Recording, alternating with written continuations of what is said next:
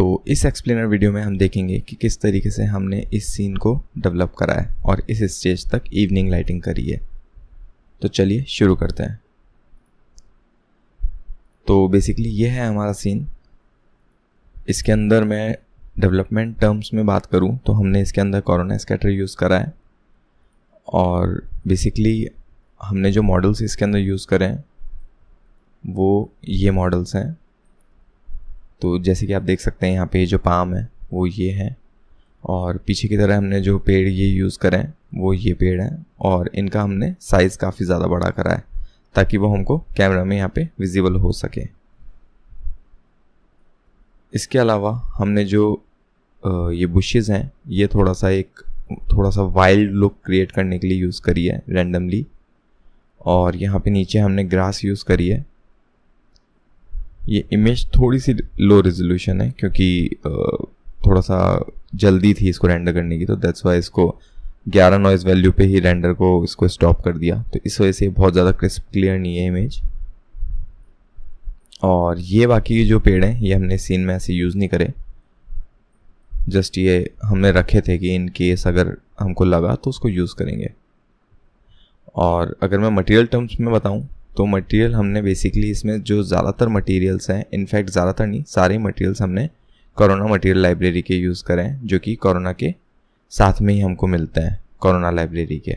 तो वही मटेरियल्स हैं इसमें मेजॉरिटी कम्प्लीटली। और जैसे कि अगर हम देखें हमारे रेंडर में तो यहाँ पे जो ये हमको केलू का इफेक्ट मिल रहा है, ये जो रूफ है केलू वाली, इसका इतना अच्छा इफेक्ट मिल रहा है। तो ये हमने मॉडल नहीं करा, बेसिकली ये मटेरियल से ही पूरा उसका लुक आ रहा है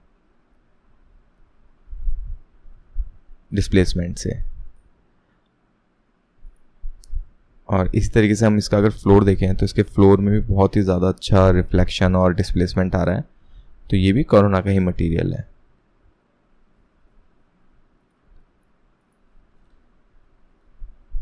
और बाकी इस सीन में मतलब वैसे तो बहुत बड़ा प्रोजेक्ट था ये, मगर पर्टिकुलरली अभी अपन ने इसी पार्ट पे इसमें वर्किंग करी है। और लाइटिंग टर्म्स में इसके अंदर हमने HDRI यूज़ करी है, मगर HDRI इसका ऐसा इतना कोई USP पॉइंट नहीं है। इसका USP पॉइंट है कि हमने जो इस लाइटिंग जिस प्रोसेस से करी है बेसिकली वो प्रोसेस थोड़ा सा यूनिक है।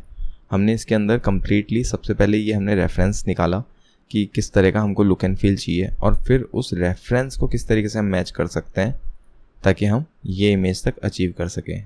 तो बेसिकली इसका मैंने स्टेप बाय स्टेप ट्यूटोरियल भी बना रखा है, अगर आप चाहें तो उसे नीचे डिस्क्रिप्शन बॉक्स में से परचेस कर सकते हैं। तो इस रेफरेंस के अकॉर्डिंग ऑब्वियसली जैसे हम देखेंगे तो यहाँ पे फोरग्राउंड में हमारे पास बहुत ज़्यादा ग्रास है, मगर हमारे पर्टिकुलर सीन में हमारे पास इस तरह का स्कोप नहीं था।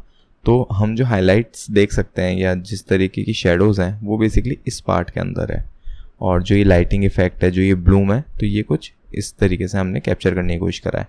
अब ऑब्वियसली 100% हम इसके अंदर कैप्चर नहीं कर सकते क्योंकि ये सीन कम्प्लीटली डिफरेंट है। ये एक बहुत ज़्यादा वाइड और बहुत ज़्यादा होराइजन वाला सीन है जिसके अंदर बहुत डेप्थ तक दिख रहा है, और वहीं हमारे सीन के अंदर बहुत ज़्यादा कुछ ऐसा डेप्थ है नहीं। हमारे में सिर्फ ये विला है, उसके पीछे कुछ पेड़ है, तो इतना ज़्यादा फॉगी इफेक्ट तो हम नहीं क्रिएट कर सकते थे। मगर हमारे सीन के हिसाब से और रेफरेंस के हिसाब से जितना हम इसमें कैप्चर कर सकते थे हमने वो पूरी कोशिश करी है इस सीन के अंदर।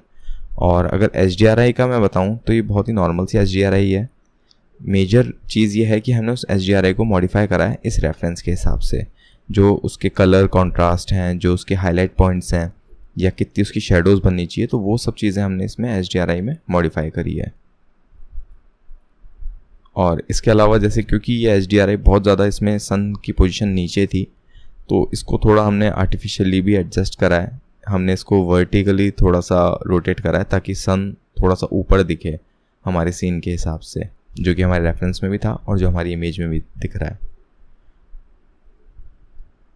ये वाली वैल्यू। तो लाइटिंग में इसमें मतलब बहुत ही सिंपल तरीके से, मतलब अगर जैसे मैं एक्सप्लेन करूँगा तो बहुत ही सिंपल आपको दिखेगी कि HDRI के अंदर कलर करेक्शन है, मगर इसकी एक बहुत लंबी जर्नी है कि रेफरेंस से हमने किस तरीके से उसको मैच करा है। तो वो अगर आप चाहो तो आप नीचे डिस्क्रिप्शन बॉक्स में से परचेस कर सकते हो, और जैसे आप उस पर क्लिक करेंगे तो आपको इस तरीके का लिंक मिलेगा। आप इसकी डिटेल्स में जाओगे तो ये इस तरीके का इसके अंदर कंप्लीट डिटेल है। कि किस तरीके से रेफरेंस से हमने ये इमेज डेवलप करी है। और ये फाइल 3ds Max 2019 वर्जन में है और कोरोना इसमें 2008 यूज़ करा हुआ है। और अगर आपको किसी भी तरह का कोई कन्फ्यूजन है तो आप कभी भी मुझे इस नंबर पे व्हाट्सएप कर सकते हैं।